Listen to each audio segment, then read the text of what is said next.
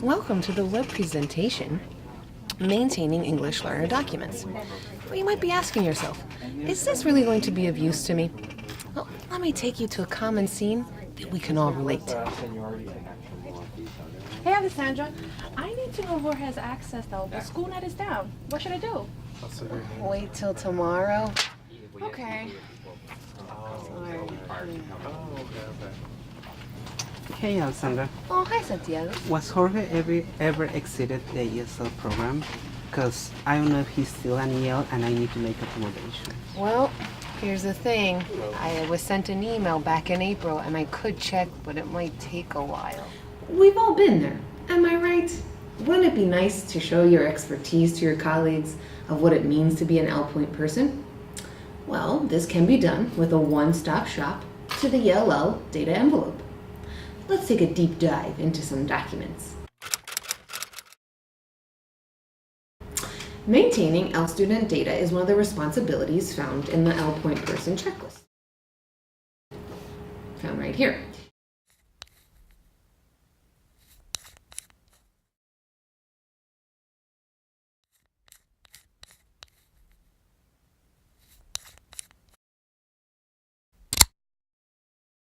You'll notice that this responsibility is listed in the ongoing portion of the checklist, as this is not a one-time action. Students enroll on a continuous basis sometimes, so data needs to be collected upon every student's arrival. Different documents throughout the year must be organized, and they all go in the ELL Data Envelope. Let's explore. Maintaining a paper trail of ELL documents all begins with the ELL, or English Language Learner, envelope. And we have it right here. This envelope is SDP issued. When an ELL is first identified and enrolled into a U.S. school, an ELL point person must request that an ELL data envelope be sent to them. This request is put into their multilingual manager, who will ensure that the envelope is sent to them.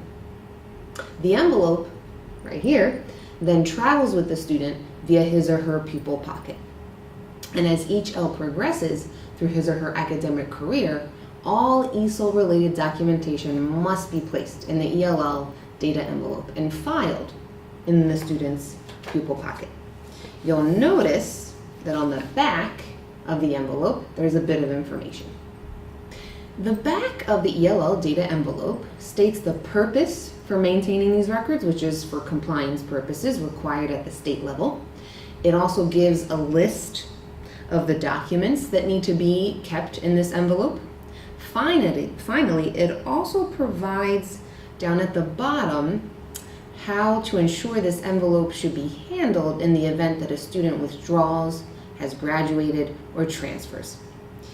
If a student you know is identified as an ELL and arrives at your school, please make sure that your secretary contacts the student's previous school so that they may pony the data envelope to your school.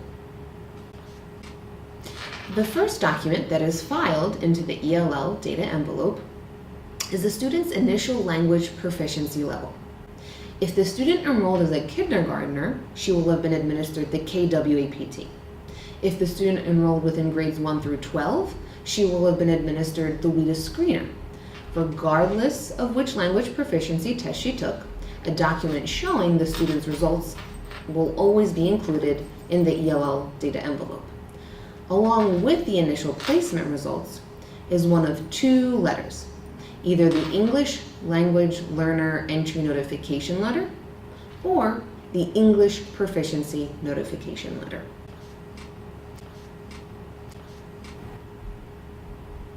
The English Learner Entry Notification Letter informs parents that their child has been tested into ESOL, and it informs them of their child's English proficiency level and what it means to be enrolled in an ESOL program. This letter is filled out by the ESOL teacher that administered the initial language proficiency test. The letter is then filed into the ELL data envelope, but this is a copy of the letter as the original is sent home to parents. Then, the other option is the English Proficiency Notification Letter. Okay, this letter informs parents that their child tested out of ESOL and provides them with the score that their child earned. The ELL Data Envelope must also document an ELL's access history. The access is the yearly federally mandated language assessment all English learners must take. It is the responsibility of the ELL point person of every school to ensure that the student's individual student report is sent home and filed into the ELL Data Envelope. You make sure to send the original home and put a copy in the ELL Data Envelope. In the ELL Data Envelope, a copy of the student's reclassification letter must also be filed. This letter informs parents that their child has achieved English proficiency and has been exited from their school's ESOL program. This means the student has met the state mandated criteria in order to be reclassified from an L to a former L. Students are reclassified at the district level, so you just have to make sure that that copy makes it into their ELL Data Envelope. In 2017, the Pennsylvania Department of Education made some changes to the reclassification, formerly known as exiting criteria. Students now must have 2 different rubrics filled out by 2 separate teachers, rating the student's language production. These rubrics must also be filed into the ELL Data Envelope once they are completed. These rubrics will be provided to you by the multilingual office, and when the time comes for reclassification, you'll be made sure to be notified.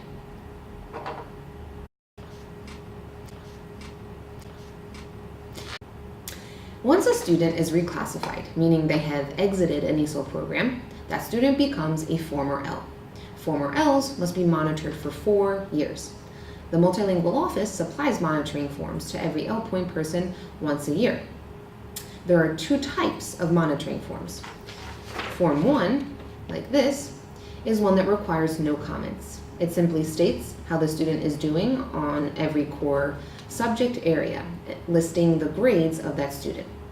It's important that the L point person reviews the document, share it with the teachers that teach that former L, and then put it immediately into the ELL Data Envelope. The second monitoring form is one that is 2 pages that requires some action. The action is required by the teachers that teach the former L. And this happens when a former L receives a D or lower in a core subject area. We want to make sure that feedback is carried out by the teachers that teach that student. There's a short questionnaire which provides insight on whether or not the academic issue stems from motivation, lack of understanding, or language issues. If a teacher expresses that the issue may be language, further monitoring will be carried out. Before this form is filed, a copy must be provided to the multilingual manager, which will then ensure to follow up if needed. Ladies and gentlemen, this concludes the web presentation on maintaining ELL's documents. If you still have questions, do not hesitate to reach out to your multilingual manager. Managers are more than happy to assist. Ciao, ciao, do widzenia, adios, bye-bye.